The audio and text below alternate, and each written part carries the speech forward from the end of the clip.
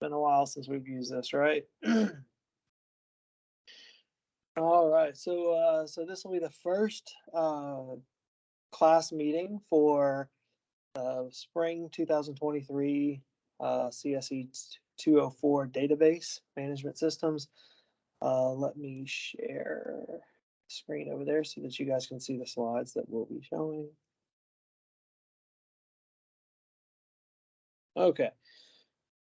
All right, so what you should be seeing now on the screen is the slides that I'll be showing for the syllabus discussion. So what we'll do today is uh, we will have a syllabus discussion and a brief introduction set of slides as well. All these slides are available on the class materials folder of this team. Let's see, anything else I need to say in regards to that? Not that I can think of. So we'll just go ahead and get right into it. So this is again CSE 204, Introduction to Database Systems or Database Management Systems.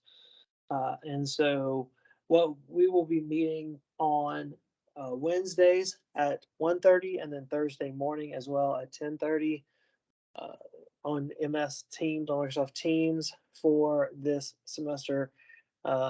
Most likely that will be the duration of the semester. I do understand that there's a possibility that in April things may change, but that from what I've been told, that seems unlikely. So plan to be on Teams at these times for these meetings. Okay.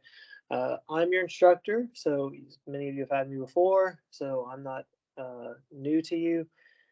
My office is in the computer engineering building on Actonizis campus, but if you're not there, if you're not at Actonizis campus, we can also meet outside of that, maybe through email or through a Teams call or something like that. If you want to contact me through email, please use my university email address shown there. My office hours, which basically just means the times that I will be available for anyone to contact me if you need to meet with me in either face-to-face or uh, through like a Teams call like this. I'm going to make myself available from Wednesday at 11:30 until 1:30, which will be right before this class. Also, if any time does not work for you, you can contact me and make an appointment. The assistant for this course is Doruk. He'll be able to help you also with any needs that you might have. Once his office hours times is set, which maybe he may not even set them with considering that for this semester we'll be doing things online through distance education. But if he sets them, I'll make sure to make that announcement. Okay.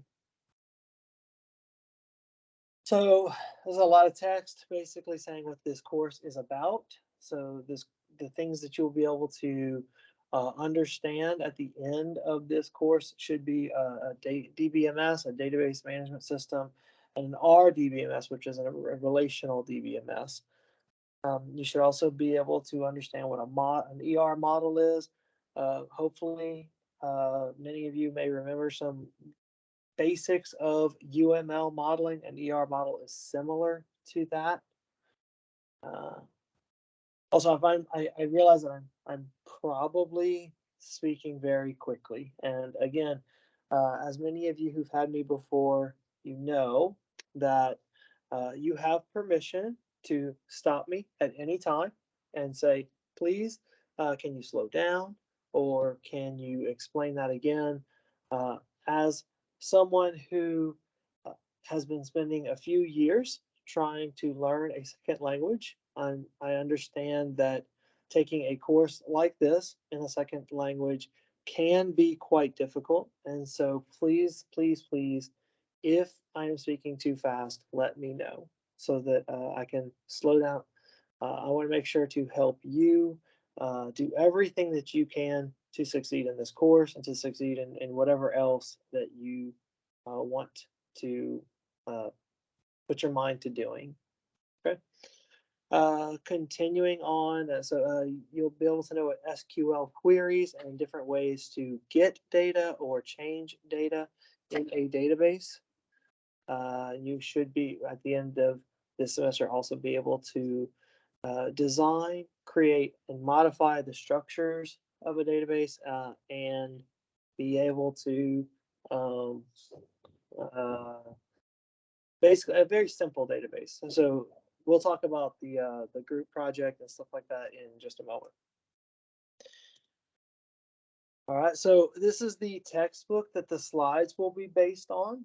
Uh, so there's, I have a copy of this textbook, but all the slides, you should be able to succeed in this course from the slides themselves and possibly some personal, excuse me, some personal research on your own into how to do things. Okay, so Google can be a really good tool to be able to help you figure out solutions to the problems that you'll face this semester. Okay. Obviously, if you are here on this call, then you are already part of this team. And so, but for anyone who is not here, who has not been added to this team, please let them know that they need to ask to join this team or contact me and I can add them to the team so that they can join in the lectures. Okay. Uh, you can download the software for Teams to be able to use it. You can also install an app on an iPhone or an Android phone so that you can keep up with things that way.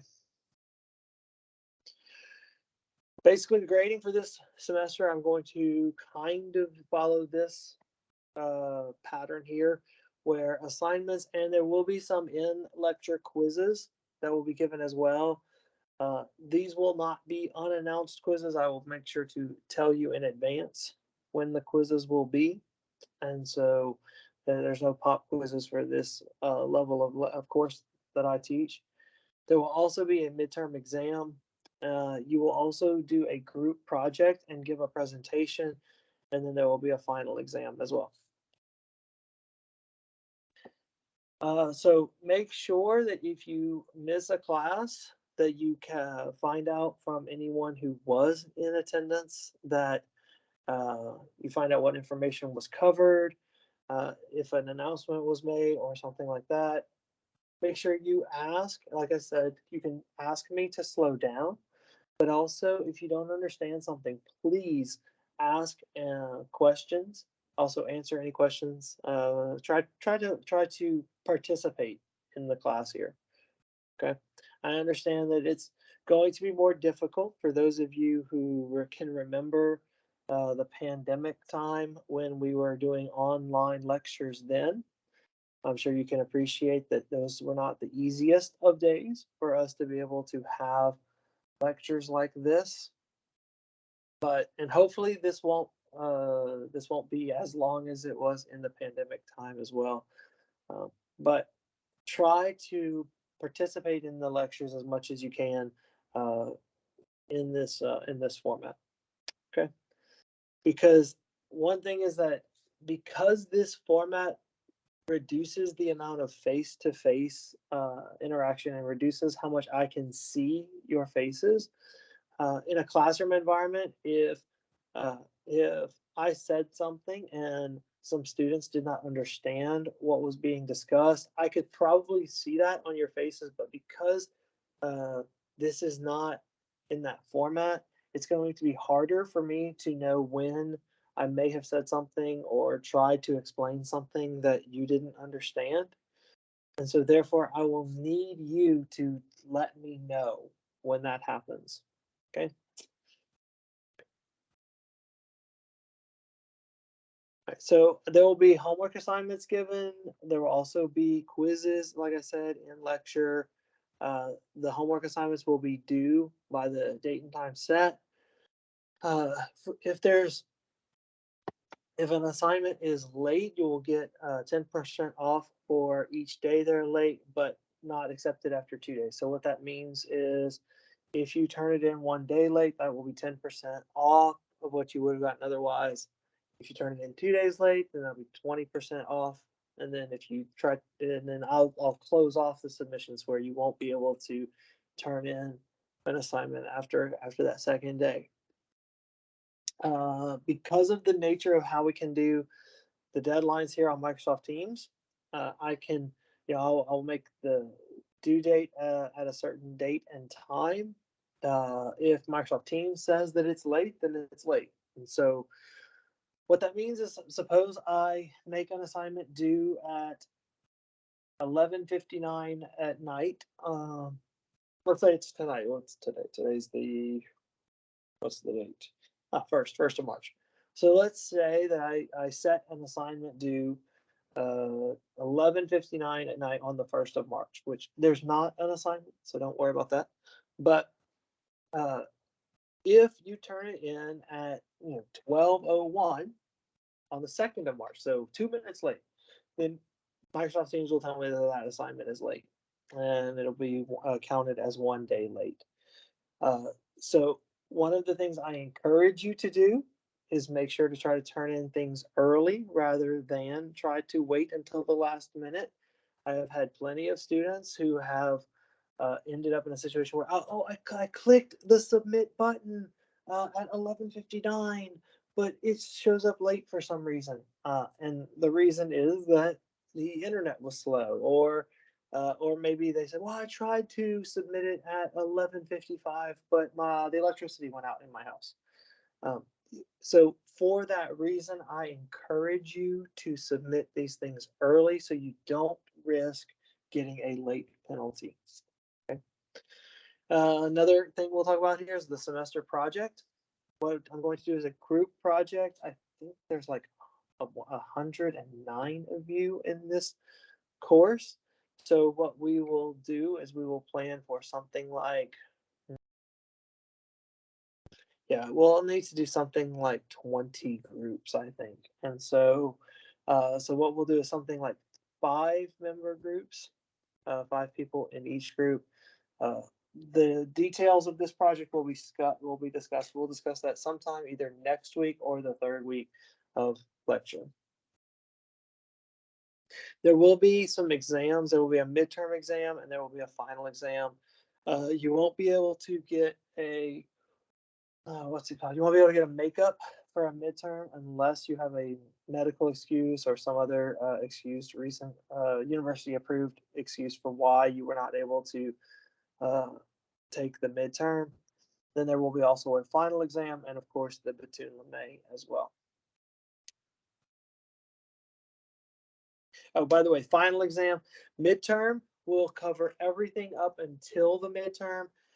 Final exam will cover the entire course. Okay, so final exam is comprehensive, meaning that it will cover everything that we've discussed in the course. Okay. Basically, don't copy off of anyone else, any internet source or another student. If you get caught copying from another source, then action will be taken. We might even bring it, depending on the level of severity, the seriousness of the situation, we may have to bring it in the university. Basically, what I want to encourage you to do is to discuss these topics. Discuss them with me, discuss them with Doruk, discuss them with each other. Sure, I mean, look up on Google and other sources things that you don't understand. Absolutely, I encourage you to seek out understanding. Okay, but there is a point where we cross a line where we say where you submit some work as if you had done it when in actuality someone else has done it. Okay, someone else or something else has done it. So please do not claim someone else's work as your own. That's just not what engineers do, right? We don't. Again, I don't mind if you seek out understanding from the source, because sometimes we need to do that. Sometimes we need help in figuring out how to do something. But do not um, copy some other source's work as your own. Okay. All right. So this is the plan for how we're going to go about this semester. And let's see. I don't know if you see this up here, but so what the plan is here we are in week 1, where we're going to do an introduction today, and then we will talk about the relational model tomorrow. And then we'll move on into SQL or SQL. Both of those are acceptable ways of saying that. And then some different other topics: database development, analysis, the ER model. Okay. So I put possible Ramazan Bayram week here because uh, I think the 20th is going to count as a day off. I'm not sure. I don't know what they're going to do with that week at this time. So uh, what will if they end up having lectures on the 19th, we will use that as an exam review.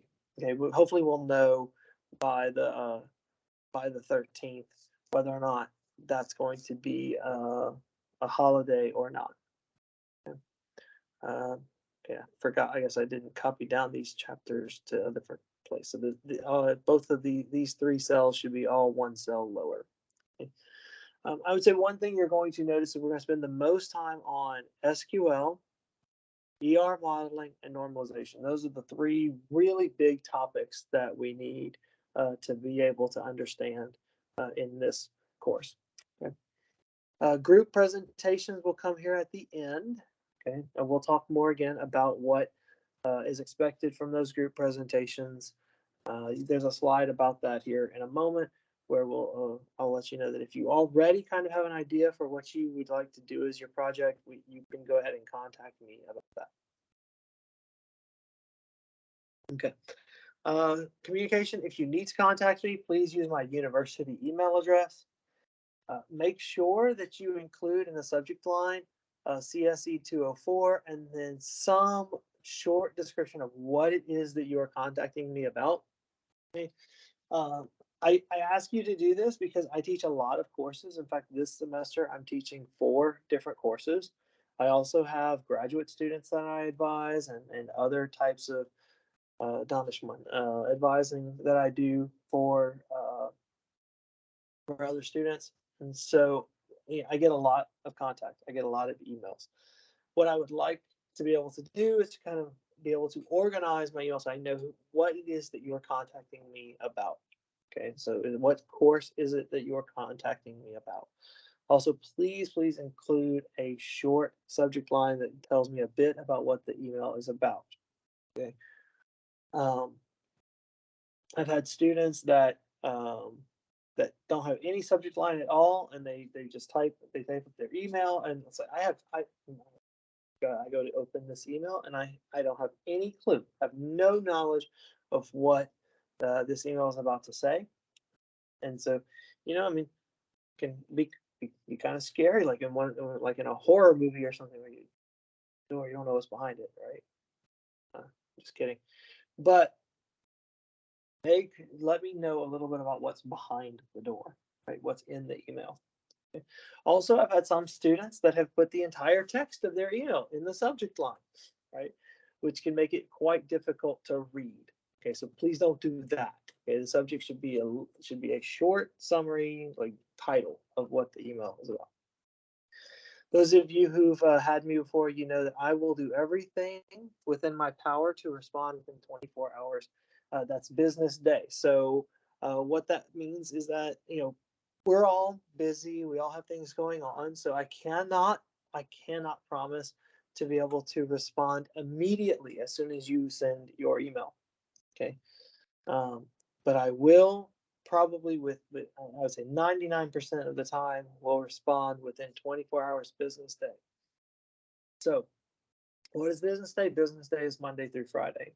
Okay, I have a lot of industry experience, so that's how I kind of like look at my week, is it's Monday through Friday. And so what that means is that if you contact me on Friday afternoon at say 4 o'clock, I will do everything I can to make sure to respond to you by Monday afternoon at 4 o'clock.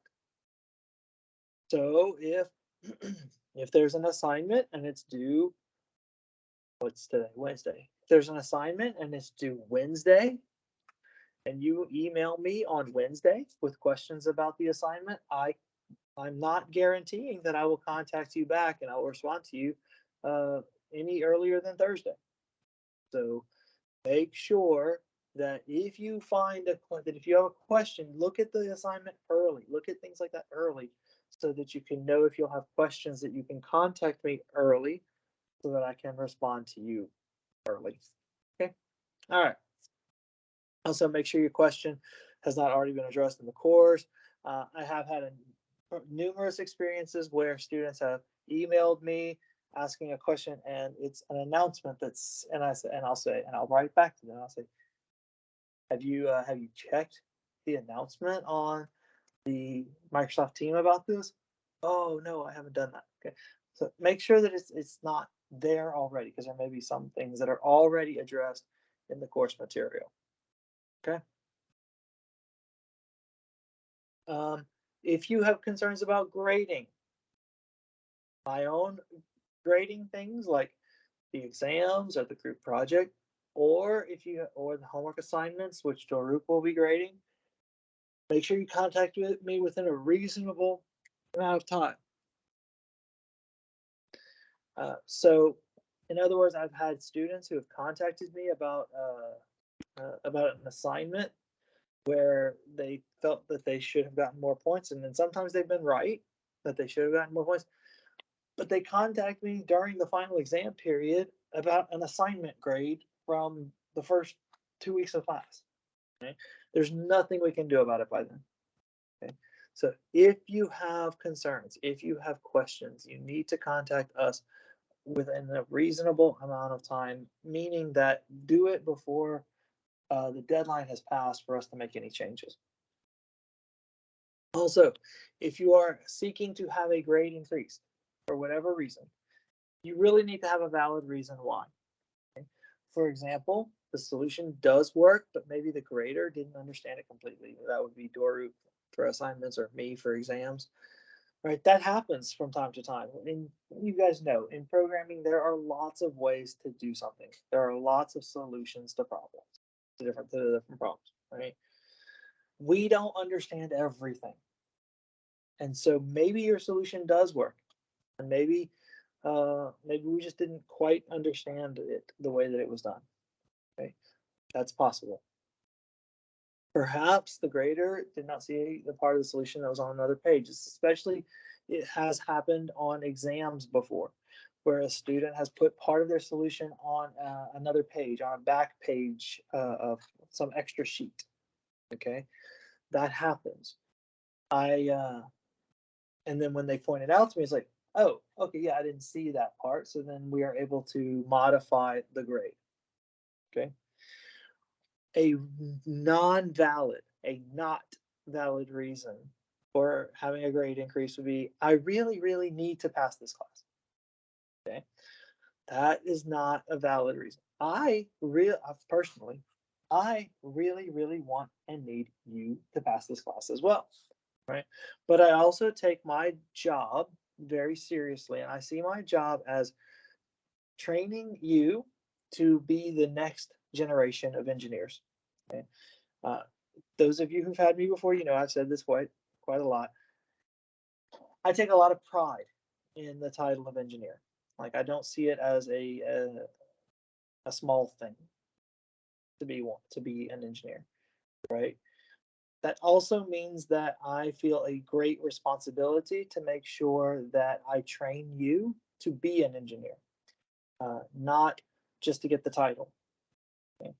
And so I am not going to I'm not going to, how can I say this? I want to do everything I can to make sure that um, our profession maintains the respect and maintains the honor that it deserves. Okay, that's what I see as part of my job. So lots of people want to. I'm sure lots of people. My youngest son really wants to be a football player for one of the three teams. I will not say which because that might cause an argument in the class, right? But one of the three teams in Istanbul, he would really love to one day be a football player for one of the three teams in Istanbul. Okay? But if he doesn't have the ability to play football very well, I hope they don't let him be a football player for that team, right? I'm sure if you were a fan of that team, you would not want him to be a player if he's not a good player. Now, if he's a great player, of course he can be a player for that team. Okay? But that I hope that's clear about what we're trying to do. Is we want to make sure that you have the skills to be an engineer, not just the title. Okay.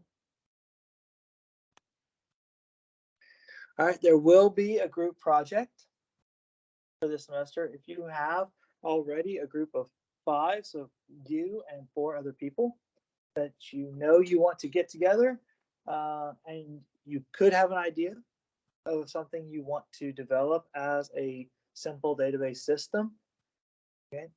What I would like you to do when that time comes is have the group leader email me with that information, the names of all group members, and you must CC them. I can't remember the Turkish for this. So they are also included in receiving the email. Okay, they're not the to field, but they're the next field down. I can't remember what it is. Okay, but every member must be CC'd, must be also included as a someone who receives this email.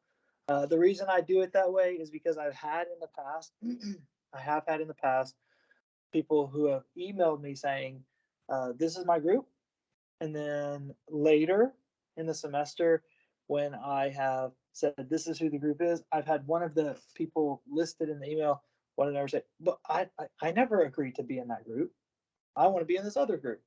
And so then by you also including each member as a recipient of the email, I can confirm that they got the email, that they know that they're being included in your group.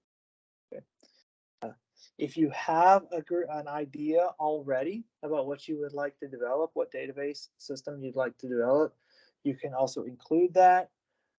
There will be a list of pre-approved ideas I'm going to share with when we talk about the group project, specifically more in detail. There's a list of ideas that I've already approved that you can use those. Okay? And include a little bit of a description about why this particular idea. What is it about this idea that what is it about this idea that you really like, that you think you'll learn from? Okay. Again, more details will follow in later lectures. And but for now, I just want to open this semester up with kind of an overall, a simple introduction to the group project there. Okay. All right, a couple of things. Make sure you keep up with the course. Okay. We may be moving fast, we may be moving slow at times. I will try to move at a speed that where it's not going to be too fast, but also we have a lot of material to cover. We have a lot of, you need to learn an entire new language, SQL. You need to learn how to develop and design a database system. Okay, so there's a lot that you'll need to do in this semester. When in doubt, ask. I often say it's not bad to not know something. I don't know everything. In fact, as you guys have often heard me say, ask my wife. If you want to know that I don't know everything, my wife will be, and especially my kids, my children as well, will be sure to tell you that I do not know everything. Okay. So if you do not understand something, that's okay. What's not okay is for you to continue in that lack of knowledge and that ignorance. So what you need to do is if you don't understand something that's important for this course, ask. Ask questions. Ask me, ask Doruk, ask other people in the course, right? Again, don't copy from them, but ask and talk about it and help yourselves understand these things a little bit better. Uh, Attempting and failing is better than not attempting at all. One of the best ways that we can learn is by failing and then learning from that failure. Some of you know some of my Turkish language failure stories, right? Like when I was getting a cake from the pastane, right, for a friend of mine. It was his birthday. And I saw a cake that I really liked. I said, "Oh, this looks really good. I think my friend would like this cake." So I asked for it, and the guy pulled the cake out and said, "Kestane." Now, at that time, I didn't know what Kestane meant, but I had taken a few language courses, and I knew Kes and I knew Tane. So I put those two together in my head and thought this pastacı, I thought he was offering to cut the cake for me. And I said to myself, no, no, we have a knife at the office. I don't need him to cut it. So I told him, no, I'll hire. And he, of course, put the cake back. And I thought, why did he put the cake back? I really want that cake. So I asked for it again. And he said, Kestane var. And I said, oh, no, no. And so he put it back. And about this time, I'm thinking, okay, either this cake can only be sold by cutting, or there's something I'm not understanding. So I made a decision. I was going to ask for this cake, and whatever he said, I was going to say, yes, this cake is good. I want this cake. And so I asked for the cake, and he pulled it out, said, of course, as he had twice before, Castane. And I said, yes, yes, Castane is great. So, yeah. And he packaged the cake up, and while he was putting the cake in the box, I opened up my SOS Luke on my telephone, the app on my telephone, and found out what Castane really meant. To this day, I'm reminded of that story every time I see the word Castane on something at a bakery or wherever. But who knows, right? If I hadn't had that experience, maybe I might still have to look up Castane whenever I wanted it. I don't know. But the key to me, one of the keys to me learning Turkish has been getting things wrong and having a friend correcting me. Okay, having a Turkish friend correcting me. I'm sure that many of you have had similar experiences in whether it be in learning a language or learning any topic for that matter. Um, but um, but we need to be willing to fail in the small so that we can learn from our mistakes and be able to become better. Okay. As far as this course is concerned, attempting and failing is better because partial credit, right?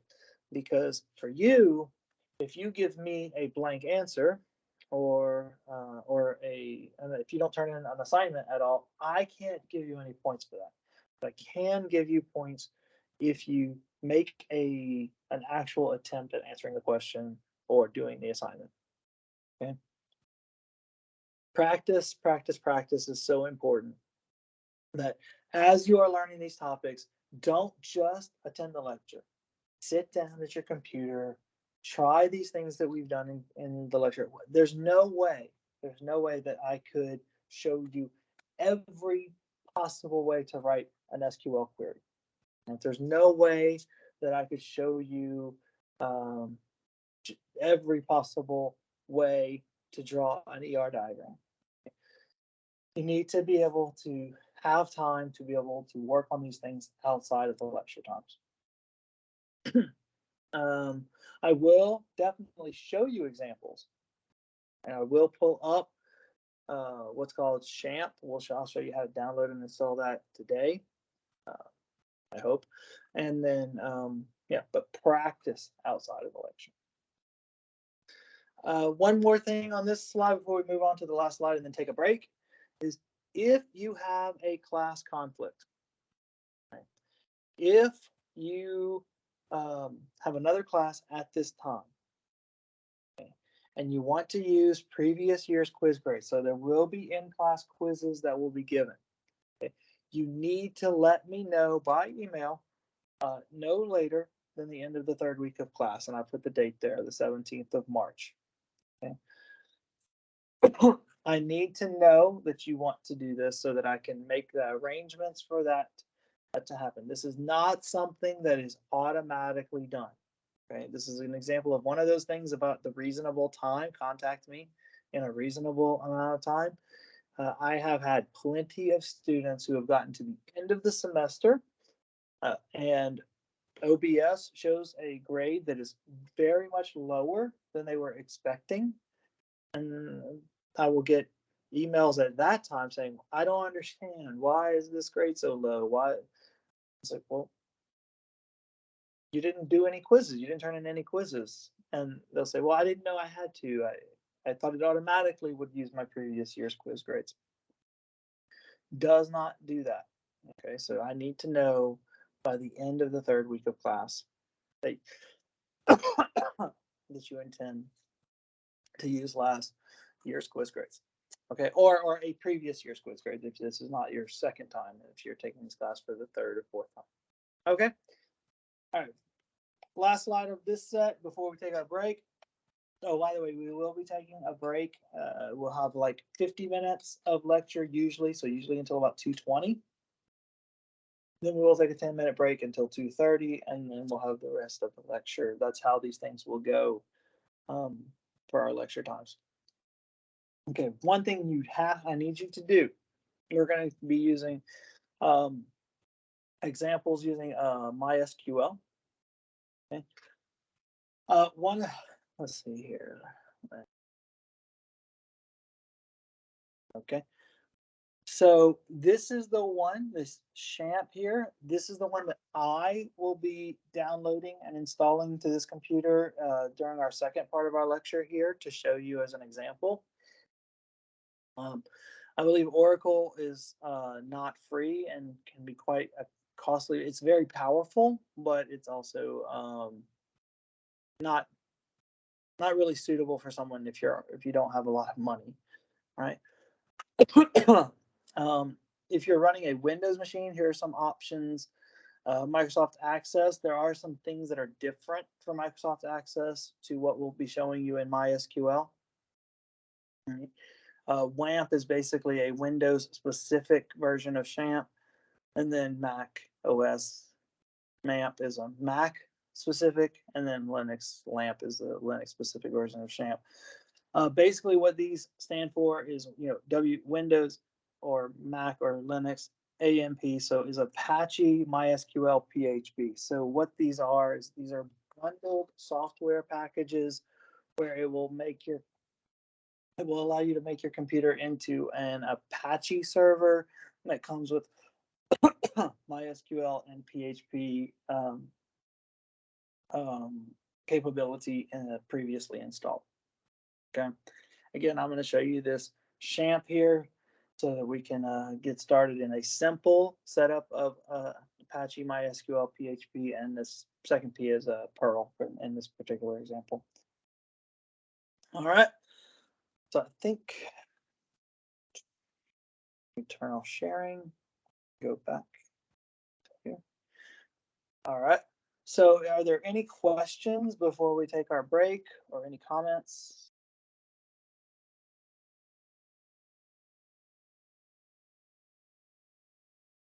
There is one thing I didn't understand. Sure. Do we have to download one of these softwares to the next course after the break?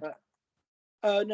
You don't just do it this week. You don't have to do it like right this second. Thank you. Sure. Good question. Good question. I didn't want you guys scrambling.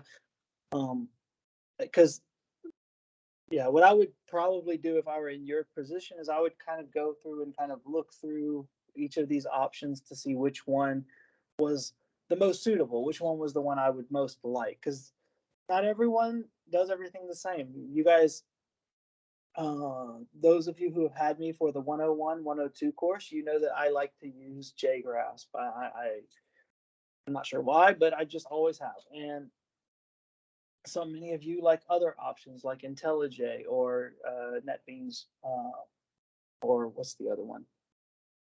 I can't remember. But everyone has their own likes and dislikes. Eclipse, some of you like Eclipse. Eclipse is so hard to use for me, but it is very powerful. That's usually one of those things, one of those trade-offs, right? That comes is the more powerful something is, sometimes the harder it can be to use, or the more you have to do to learn it. So anyway, so look into them, find out which one seems like you would like it the best. Okay, good question. Anything else?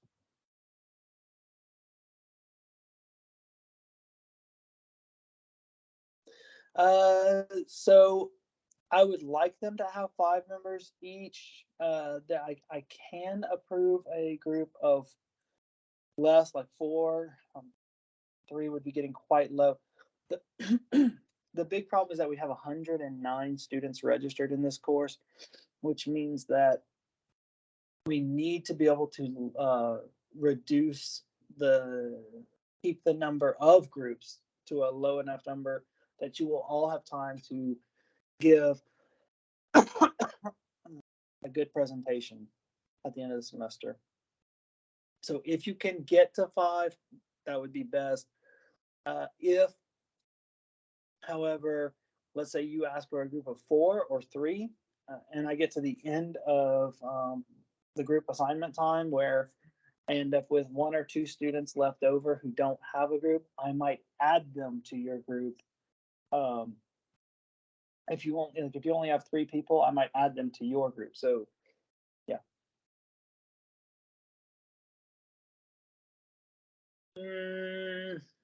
Let me think about that with Dokkan, about the project for using the previous project grade. Let me think about that one. That could be a solution to keeping the group numbers low. Let me think about that one. I don't have an answer for that yet. But I'll try to have an answer to that question by the end of the week. Anyone else? Okay. All right, so let's take a break. I'll pause the recording or end the recording, however this is supposed to do this. Okay, so I'll end this recording, and then we'll come back in 10 minutes at 2:30, and we'll continue on with the next part. All right, see you in a minute, or 10 minutes. See you in 10 minutes.